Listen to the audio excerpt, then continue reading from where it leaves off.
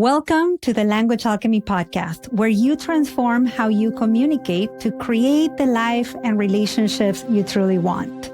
I'm your host, Alejandra Siroka, and I help multicultural individuals, couples, and change makers move beyond surface level politeness and conflict avoidance to have authentic, value-based interactions that actually resolve issues and deepen connection. If you're tired of rehashing conversations in your head, walking on eggshells, or feeling misunderstood in your most important relationships, this podcast will give you a new way forward. And if you've been thinking about getting support with your communication, visit languagealchemy.com to find out which transformative communication program is most beneficial for you. As we step into a new year, we hear a lot about making lists with resolutions and goals. And as we know, most people abandon their lists by February. This happens for a variety of reasons, not just because it's the beginning of the year. Leaving our goals and wishes unattended, in great part, stems from setting goals from an ungrounded place. But this is not going to happen to you because in this episode, I want to give you something truly powerful to ground yourself when you sit down to write a list of goals or intentions. And of course, I am going to do it from the perspective of setting communication goals. There's a great deal of research that shows that you are more likely to follow through and fulfill your goals when you start from a place of honestly looking into where you are now in relation to what you want. When you think about communication skills that you would like to learn or where you would like to take your communication abilities, if you're serious about transformation, you first need to assess your communication capacity and know exactly where you stand. In other words, you must be clear about your starting point. You know that feeling when you're not quite sure if you're communicating well or not? Maybe you have good days and difficult days. Maybe some conversations go smoothly while others leave you feeling drained or disconnected. And you don't know why. So maybe you say something like, I'd like to communicate better in the new year, or I'd like to improve my communication. But if all you know is that sometimes you have good communication days and sometimes you don't, that's not enough information for you to learn the specific skill that will actually make a difference in your communication. You need to be more specific, or else you'll get confused about what steps to take to transform your communication. Or maybe you sign up for a workshop or you read a communication book, but your communication remains the same. And so you get tired of trying and then you give up. That's not going to happen to you though, because today I am going to share 8 communication skills to assess where you are and then specify what communication goals would be most important and, dare I say, exciting for you to take on. Think of this episode as your communication health checkup for the new year. And why does this matter?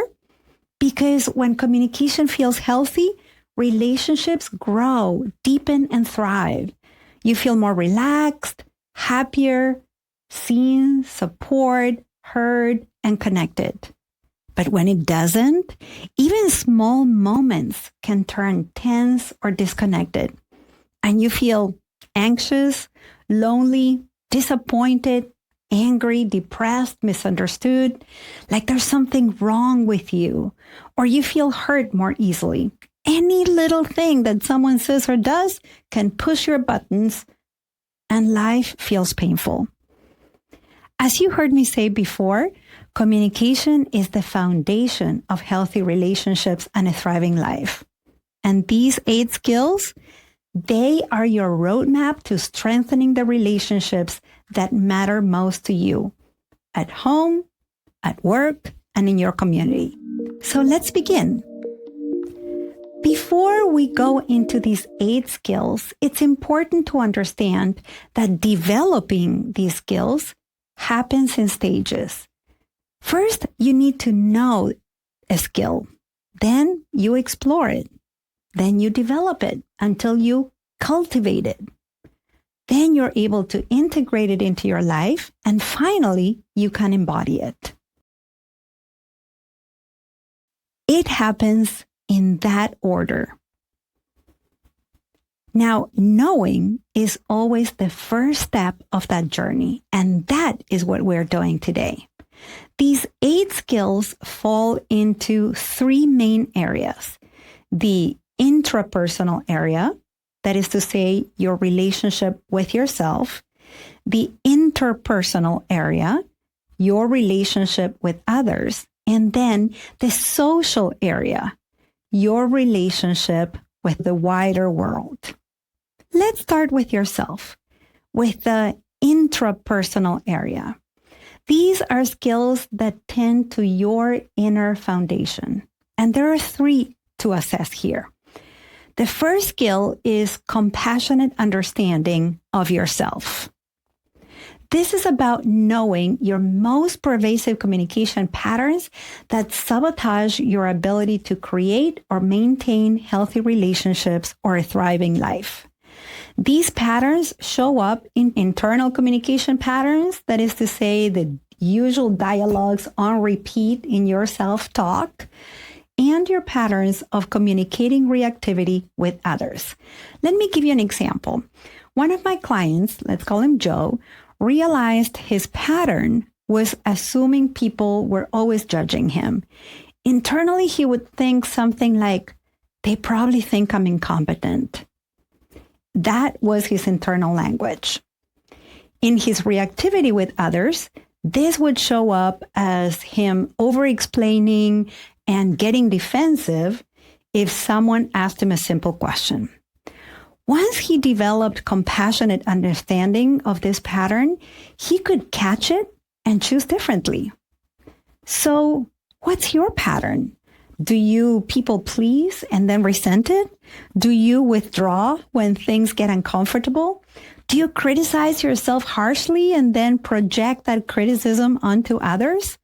Compassionate understanding means recognizing these patterns without shame or blame or guilt, just with curiosity and kindness. Because the truth is that there's nothing wrong with you, but there is something wrong with these patterns. They limit your ability to have healthy relationships and a thriving life. And honestly, it's time to grow out of them. Now, what about the second skill? That is about surrounding yourself with people who support your growth. This is a skill that takes a lot of courage, dignity, and maturity, because you need to learn to surround yourself with people who are willing and able to talk about how to grow out of these patterns in a way that's practical, compassionate, and kind. This could be a skilled coach or a group of people committed to growth. And here's what this looks like. Instead of friends who just validate your complaints about people you have difficulty with, you need companions who will ask questions like, what's your part in the dynamic? Or what might you need to learn here? If you are at the beginning of this journey of gathering support, having skillful guidance is key. I remember when one of my students, let's call her Ruby, joined a communication group that I run. And she said, for this first time in my life, I have people who don't just tell me I'm right or I'm wrong. They help me see what I can't see about myself. And they do it with so much care and empathy that I actually want to hear it.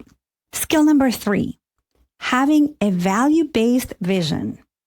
This skill is about knowing well in your heart and in your bones the kind of life and relationships you want, and grounding your vision in your relational values. So, for example, do you want relationships in which there's meaningful connection, emotional safety, enjoyment, learning, love, fun, collaboration? What do you want? Once you have a value-based vision, you can direct your attention and devote more time and space to being with others who contribute to your vision, what we were talking about in skill number 2. And you can also direct your attention to learning how to fulfill your vision with the people that life has given you already. That is to say, with your family, your coworkers, your neighbors. Think about it this way. One of my clients, let's call him Hector, realized he valued depth and authenticity in relationships. These relational values helped him stop accepting every social invitation and started saying yes to gatherings where real conversation could happen. This vision also extended to his teenage son. And instead of seeing himself as someone who was supposed to enforce rules, he started creating space for meaningful talks about what matters in his son's life. His value-based vision guided both of these choices. The second area for your assessment is the interpersonal area. These are skills about the ways you actually engage with others and transform relationships. And there are 4 skills for your communication checkup here. Let's go with skill number 4. That's listening to understand and accompany others. This means when someone tells you something, that you are listening with the intention to accompany them in their experience, to understand them, not to respond, react, give advice, talk about yourself, or say something that leads them to feel badly about themselves. This is a skill about learning to give your full attention to another precious human being and cultivating presence. Here's what this looks like in practice. My client, let's call her Stella, used to interrupt her partner, let's call her M, constantly. She would interrupt M with solutions, especially when M would share about her work frustrations.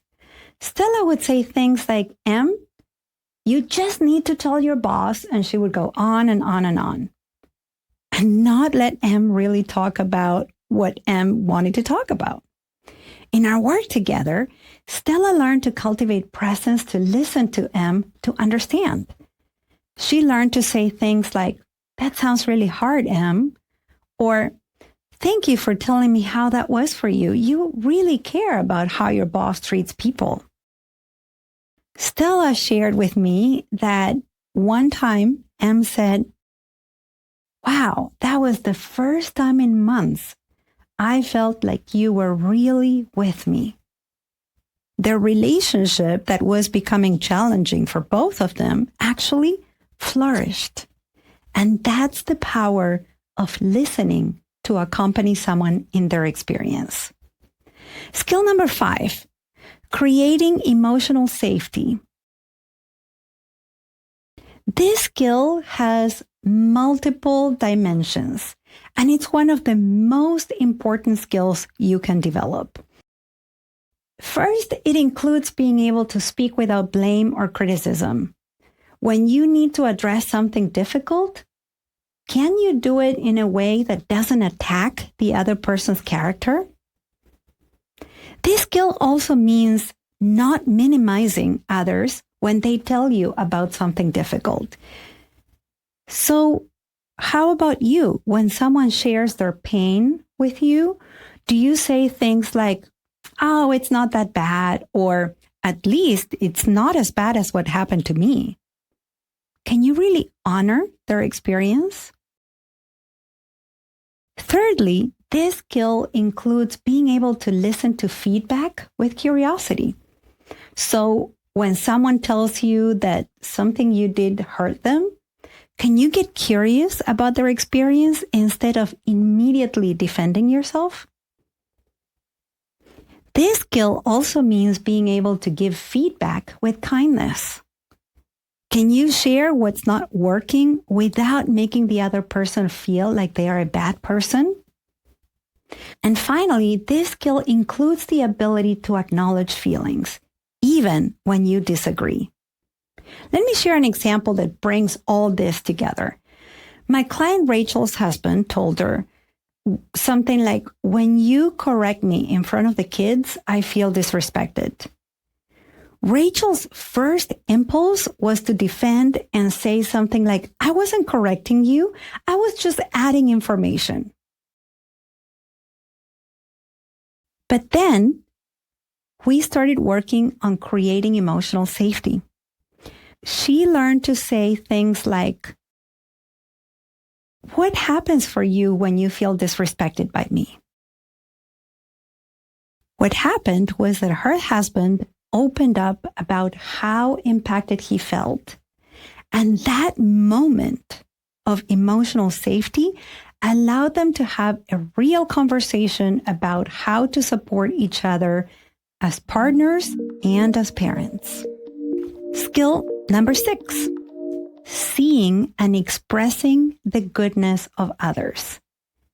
This skill means expressing appreciation often, being able to acknowledge the effort others are making, or their beautiful qualities or their good intentions. This is especially important when there's disconnection or when things start to get tense.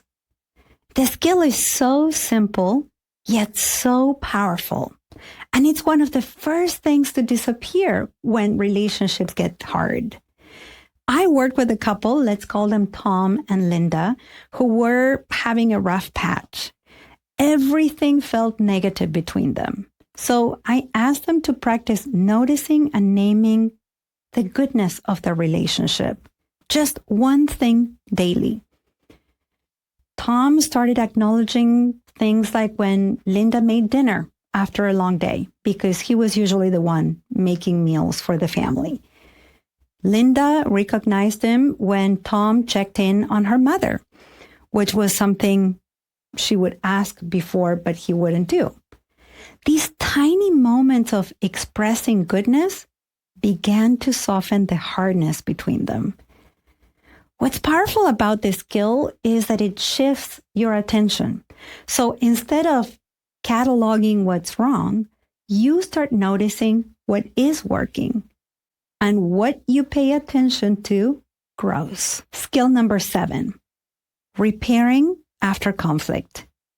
This skill is about being able to navigate conflict skillfully, repair the connection when it feels weak or broken, have the ability to apologize maturely, and listen to the impact of your words and behavior even when you had a good intention. If you think that a relationship needs to be harmonious all the time, then let me tell you, you run the risk of having a superficial relationship. Deep and meaningful relationships have strengthened after conflicts, after disagreements, mistakes, hurts, and misunderstandings. The research is clear. It's not whether couples fight that predicts relationship success. It's how they repair. And this is true in all relationships, not just romantic ones. I recorded a couple of episodes about how to apologize like an adult and why saying I'm sorry is not enough. And you can check those out. Those are episode 136 and 137. I will add the links in the show notes. Let's go to our third skill area, and that is the social area, which is really about understanding your place in the larger web of human connection. This skill number 8, I call it understanding the language of interconnectedness. What you say now is a model of relatedness for others. The way you communicate with your closest people is the way you're impacting the whole world and the future. The more you criticize and make others your enemies, either in person, over text messaging, or on social media, the more divisiveness, separation, wars, and aggression there is in the world. The more kind and skillful you are, The more loving you are in a conflict, the more you're contributing to a world in which it is possible to repair, to heal, to reconnect, and to see each other's goodness even when we make mistakes. Think about it. Your children are watching how you handle disagreement. Your colleagues are learning from you to give feedback. Your friends are noticing how you talk to people who aren't in the room. You are always modeling. Always. Also, this skill involves learning to look at the biases in your communication and beliefs that you have inherited, and then making the choice to perpetuate them or replace them. Let me give you an example. Many of my clients who were physically abused by their parents have said, this practice of inflicting physical pain to children ends with me. This is so powerful. They are choosing to interrupt an intergenerational pattern. What patterns have you inherited? Maybe it's the silent treatment or yelling when you're angry. Maybe it's never talking about feelings or making jokes at others' expense. You get to choose whether to pass these on or to be the one who creates a new pattern. Finally, this skill means giving your time, attention, and financial resources to leaders and guides who are being the models of communication and relationship you want to see in your life and in the world. Where you put your resources matters. So, are you investing in people who teach domination or collaboration, division or connection, reactivity or consciousness? These choices you make with your time, your money, and your attention communicate powerful messages. These 8 skills form the foundation of what I teach in my language alchemy approach. These skills can be learned and practiced with guidance, structure, and real-life application.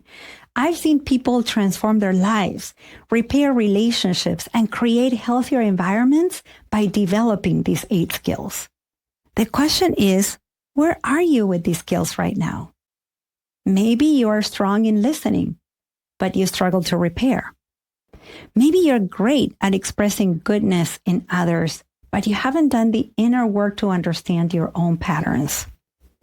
Maybe you have a value-based vision, but you don't know how to create emotional safety.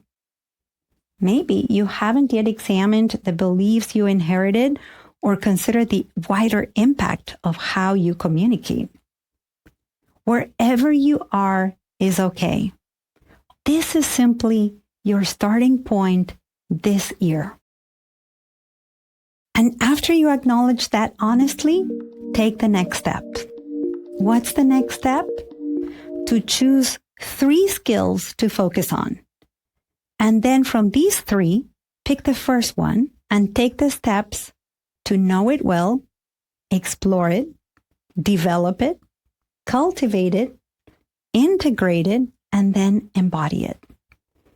And if you would like my support with one or with your 3 skills, let me tell you how you can receive my guidance. You can join one of my online group coaching programs where you will learn and practice these skills alongside others who are committed to communication growth. I just started another group. The next one will be later in the year. This is exactly the kind of growth-oriented support I talked about in skill number 2. If you're interested, email me. You can also work with me one-on-one in a tailored communication coaching program designed specifically for your unique patterns and relationships. We will work to develop all these 8 skills in a way that's customized to your life. Or if you are in a committed relationship, you can enroll in my couples communication program where you and your partner can learn these skills together. Whatever option feels good to you, just go to languagealchemy.com and set up a consultation with me. Then we can talk about where you are, where you want to be, and which program is most beneficial for you. And remember, when you transform your communication, you're not just changing your own life, you are contributing to the healing of the world. And now, let's recap what you heard in this episode. Today, we did a healthy communication checkup to understand where you are in your communication so that you can set a realistic and noble goal and take the steps to fulfill it. I gave you a list of 8 communication skills to assess within yourself. I divided these skills into 3 areas of communication: intrapersonal, the communication with yourself; interpersonal, the communication with others; and the social area, the communication that shapes the world. These 8 skills are: number 1, compassionate understanding of yourself. Number 2, surrounding yourself with people who support your growth. Number 3, having a value-based vision. Number 4, listening to understand and accompany others. Number 5, creating emotional safety. Number 6, seeing and expressing the goodness. Number 7, repairing after conflict. And number 8, understanding the language of interconnectedness. Thank you so much for listening, and a special thanks to Penny, Audrey, and Claudia, who are in the latest online group coaching program. Until next episode, and as we say in Argentina, ciao ciao. Original music by Gary LaPoe. You can find all links in the show notes at languagealchemy.com.